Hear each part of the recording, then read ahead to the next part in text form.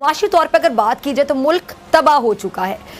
उस वक्त तक मुल्क जो है इस तरह के प्रोजेक्ट लॉन्च नहीं कर सकता। इंडिया की बात की जाए, हर हफ्ते ऑलमोस्ट हर हफ्ते वहाँ की गवर्नमेंट कोई ना कोई प्रोजेक्ट लॉन्च कर रही है। अभी आज भी उन्होंने पाकिस्तान की एम्बेसी जो अमेरिका के अंदर है, उसकी बिल्डिंग भी जो तारीखी इमारत है वो भी सेल के लिए लगा दी गई है और इंडिया ने उसके लिए सबसे ज़्यादा जो है पैसे भी ऑफर किए और अब वो ऐसे ही सारा भेज देना और शायद इंडिया ही वो खरीद ले, क्योंकि पहले भी इंडिया पाकिस्तान साथ था लेकिन अब तो बेच रहे हैं ये। जय हिंद दोस्तों भारत कितनी तेजी से विकास कर रहा है यह तो आप इसी चीज से देख सकते हो कि भारत में कितनी तेजी से नए नए लग्जरी एयरपोर्ट और रेलवे स्टेशन डेवलप किए जा रहे हैं, जो कि भविष्य को देखते हुए सर्व सुविधाओं से युक्त हैं। पाकिस्तान गवर्नमेंट की तरफ से अगर बात की जाए, गुज़िश्ता एक साल में जो साल गुजर गया, कोई एक प्रोजेक्ट बताएं जो पब्लिक के फ़ायदे के लिए लॉन्च किया गया हो, इनॉग्रेट किया गया हो। ये भाई से पूछे, वो बता देंगे। आप बताएं। कोई भी प्रोजेक्ट अनाउंस नहीं किया गया, कुछ भी नहीं किया, सिर्फ अपने पेट पर हाथ फेर रहे हैं। खुद कहते हैं हमें मिले हमें मिले हमें मिले, वो कहता है मुझे क्यों निकाला, वो कहता है मुझे क्यों निकाला, मुझे कोई एक प्रोजेक्ट, कोई सोच के प्रोजेक्ट नहीं है, कुछ नहीं किया।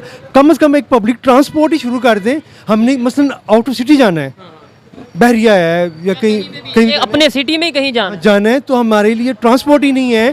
कोई पहले बसों का निज़ाम होता था, वो ख़त्म कर दिया गया है। कम से कम वो निज़ाम तो शुरू किया जाए। इंडिया की अगर बात की जाए, आज भी उनके जो प्राइम मिनिस्टर हैं उन्होंने इंटरनेशनल एयरपोर्ट में उसकी जो लॉन्च किया है, इनॉग्रेट किया है, ठीक है, टर्मिनल 2 किया है। और हर हफ्ते कोई ना कोई वो बड़ा प्रोजेक्ट पब्लिक के लिए, कभी ट्रांसपोर्ट के हवाले से, कभी किसी हवाले से वो इनॉग्रेट करते रहते हैं। क्या वजह, हमारे यहाँ पे क्यों नहीं हो रहा? हमें जो समझ आई है ना, वो वहाँ पर हुकूमत आती है अवाम के वोट से, हमारे यहाँ पर वो हुकूमत आती है अंपायर की उंगली से। अच्छा, वहाँ पे अवाम के वोट से आती है, वहाँ से अवाम के वोट से आती है, इसलिए अवाम की फलाह बहबूद के लिए काम किया जाता है। यहाँ पर अंपायर को खुश करने के लिए किया जाता है। वो आज़ाद मुल्क है इंडिया, हमारा भी तो किधर आज़ाद मुल्क है? कैसे, थोड़ा सा बताएं। क्या देखें ना, आज़ाद मुल्क हम होते तो आज हमारे वोट की अवाम इतनी निकली है बाग, हमारे वोट की वैल्यू होती। अब हाल ही में प्रधानमंत्री नरेंद्र मोदी जी ने चेन्नई एयरपोर्ट की एक और टर्मिनल का उद्घाटन किया है।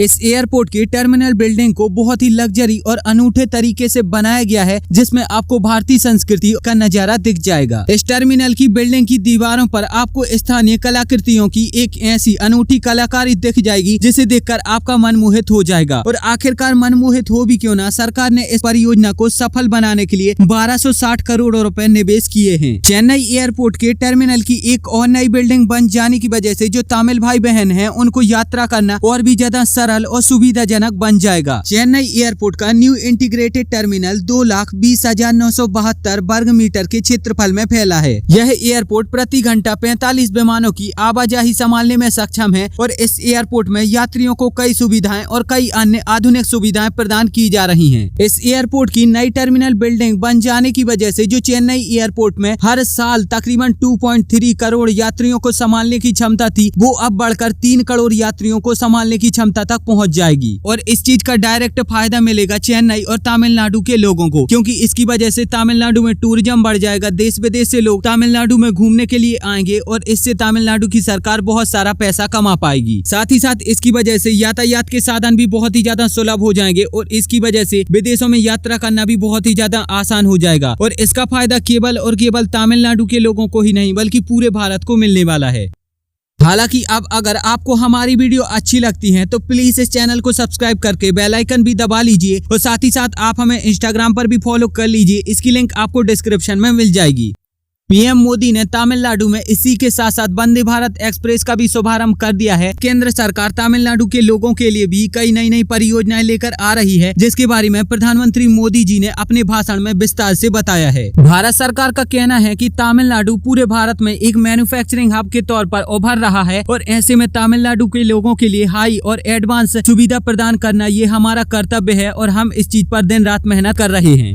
अब अगर आप ये जानना चाहते हो कि कैसे मैं और मेरे जैसे कई और यूट्यूबर किस तरीके से पैसा कमाते हैं और कैसे आप बिना किसी यूट्यूब चैनल के घर बैठे हजारों रुपए महीने तक कमा पाओगे, तो इसे जानने के लिए आप मेरे दूसरे YouTube channel the earn fine को सब्सक्राइब कर सकते हो और वहाँ पर जाकर वीडियोस देख सकते हो। यहाँ पर मैं आपको वो सारी चीजें बताता हूँ जिसका उपयोग करके आप हर दिन 1000 रुपए से लेकर 2000 रुपए तक कमा सकते हो। और मैं यहाँ से तब से पैसा कमा रहा हूँ जबकि मेरे पास कोई यूट्यूब चैनल नहीं था और मेरा कोई भी अर्निंग का स्रोत नहीं था।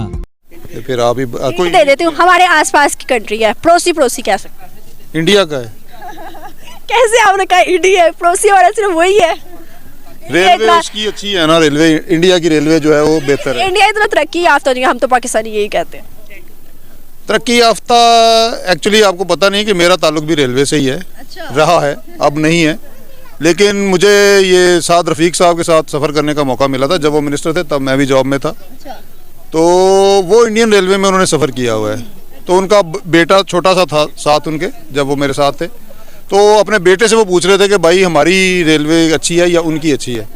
तो वो कह रहा था जी उनकी जो है ना बेहतर है हमसे।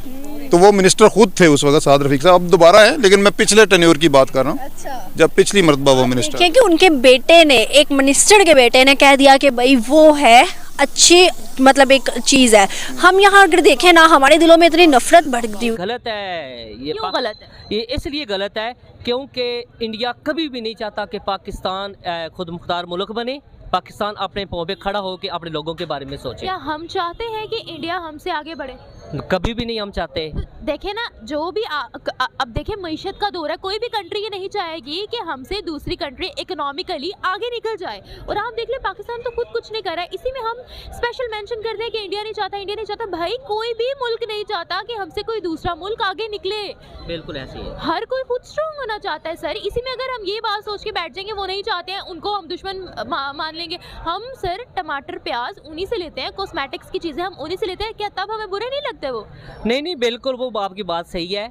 इमरान खान भी यही कहता था, मोदी के साथ उन्होंने 3-4 दफ़ा कोशिश भी की कि यार देखें हमारे यहाँ भी गुर्बत है, आपके यहाँ भी गुर्बत है, आए मिल बैठें, हम अपनी आवाम का सोचें। लेकिन ऐसा नहीं हुआ सर। उनकी तो गुर्बत अब ना होने के बराबर रह गई है। उन्होंने बहुत डेवलपमेंट की है वो, इसलिए उनका भी एक्चुअली हमारे पाकिस्तान में ऐसा नहीं है। यहाँ पे जो बड़े ख़ानदान हैं वो मुसल्लत हैं और हर इदारे में उनकी जड़ी मजबूत है। इमरान खान अकेला कुछ नहीं कर सकता और ना ही ये जो आज़ाद मीडिया ये कर सकता है। माफिया की बात कर रहे हैं आप? जी मैं माफिया की बात कर रहा हूँ।